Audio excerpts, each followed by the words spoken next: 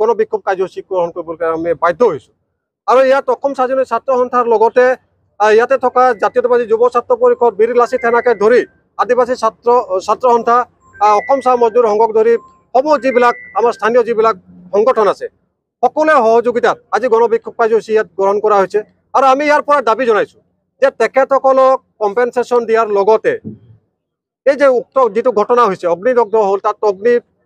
লাগিলে এই ঘটনাটোক এটা ন্যায়িক পৰ্যায়ৰ তদন্ত কৰি কাৰ গাফিলতি কাৰ নেগলিজেন্সিৰ কাৰণে এই ঘটনাটো সংঘটিত হ'ল তাক ন্যায়িক পৰ্যায়ৰ এটা তদন্ত কৰিবৰ কাৰণে আমি দাবী জনাইছোঁ লগতে তেখেতসকলক উন্নত মানদণ্ডৰ চিকিৎসা লগতে তেখেতসকলক যিটো আজি ৮০%তকৈ বেছি তেখেতসকল অগ্নিদগ্ধ হৈছে তেখেতসকলক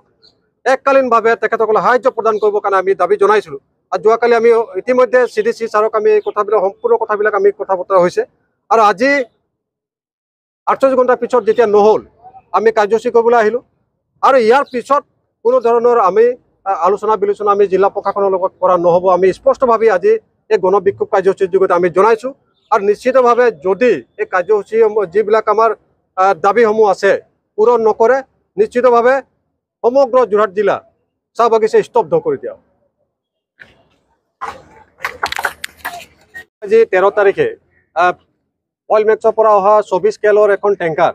যোৰহাট তিনিআলিত দুৰ্ঘটনা পতিত হয় আৰু পতিত হোৱাৰ পিছত এই উক্ত 24 কেলৰ টেংকাৰটো পৰি যোৱাৰ পিছত তাৰ টেংকাৰত থকা তেলসমূহ এই ৰাষ্ট্ৰীয় ঘাইপথত পৰি যায় আৰু পৰাৰ পিছত 4 লেনযুক্ত ৰাষ্ট্ৰীয় ঘাইপথৰ কাষত যিবিলাক ড্ৰেইন আছে সেই ড্ৰেইনবিলাকৰ মাজেদি গুচি যায় আৰু জিলা আমাৰ অগ্নি নিৰ্বাপক বাহিনী টিয়ক আৰক্ষী থানা আৰু আমাৰ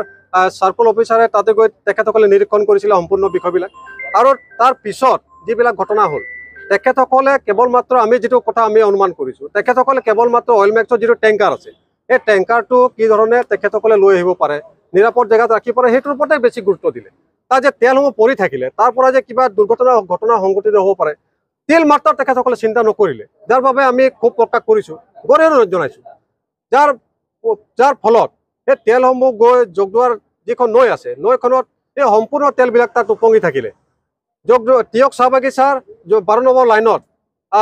কৰম পৰৱৰ সেইদিনাখন কৰম পৰৱ আছিলে তাত যিসকল কৰ্মী আছে তেখেত নিয়ম নীতি কৰিবলৈ সেই নৈখনত যেতিয়া গৈছিলে তাত চাকি জ্বলাবলৈ লওঁতে সমগ্ৰ নৈখন তাত সেই তেলসমূহ জ্বলি যায় আৰু তাৰ ফলত দুগৰাকী মহিলা আৰু এগৰাকী কিশোৰী 14 বছৰীয়া কিশোৰী সম্পূৰ্ণৰূপে অগ্নিদগ্ধ হয় যিসকল এতিয়া উন্নতমান চিকিৎসা যোৰহাট মেডিকেলত সেইদিনা উক্ত দিনাখন তেখেতসকলক ভৰ্তি কৰোৱা হৈছিলে ইয়াত চিকিৎসাৰ ব্যৱস্থা নথকাৰ কাৰণে তেখেতসকলে যোৱাকালি ডিব্ৰুগড় মেডিকেল কলেজলৈ ৰেফাৰ কৰিছে কিন্তু 48 ঘণ্টা পাৰ হৈ গ'ল তাৰপিছতো অসম যোৰহাট জিলা প্ৰশাসনে এবাৰো কিন্তু তেখেতসকলৰ ঘৰত গৈ এই যে যিসকল যোৱা 13 তাৰিখে ছেপ্টেম্বৰ 13 তাৰিখে টিয়কৰ জগদুৱাৰত অইল মেক্স নম্বৰ এটা কোম্পানীৰ এখন টেংকাৰ দুৰ্ঘটনাত পতিত হৈছিল তাৰ পিছৰ পৰ্যায়ত গোটেই সমগ্ৰ জগদুৱাৰ অঞ্চলটো তাৰ পৰা নিৰ্গত হোৱা তেলৰ পৰা এটা জুইৰ দাবানলে আৱৰি ধৰিছিল তাৰ পিছৰ পৰ্যায়তে কথাটো হ'ল যে পবিত্ৰ কৰম উৎসৱ চলি আছে এই পবিত্ৰ কৰমৰ মাজত জগদুৱাৰ নৈত তিনিগৰাকী চাহ মহিলাই চাহ জনগোষ্ঠীৰ মহিলাই তেওঁলোকৰ ধৰ্মীয় ৰীতি নীতি কৰিবলৈ আহোঁতে চাকি জ্বলাবলৈ আহোঁতে তিনিগৰাকী মহিলা জীৱন্তে অগ্নিদগ্ধ হৈছিল এই ঘটনাটো অত্যন্ত মৰ্মান্তিক আমি আশা কৰিছোঁ যে তেওঁলোক বৰ্তমান সুস্থ হৈ আমাৰ মাজলৈ উভতি আহক কিন্তু এটা কথা ক'ব লাগিব যে অইল মেক্স নামৰ যিটো কোম্পানী আছে যিটো কোম্পানীৰ পৰা যিবিলাক তেওঁলোকে তেল পৰিবহণ কৰে তেওঁলোকে তেলটো তেওঁলোকৰ ৰিচিভ কাটে গুৱাহাটীৰ পৰা আৰু তেলটো পাইগৈ কাজিৰঙা বিভিন্ন অভিযোগ বিভিন্ন সময়ত হৈ আছে আৰু ইয়াৰ পৰা এটা কথা প্ৰমাণিত হৈছে যে অইল মেক্স নামৰ যিটো কোম্পানীৰ ৰাইজৰ প্ৰতি একেবাৰে দায়বদ্ধ নহয় তেওঁলোকে সম্পূৰ্ণ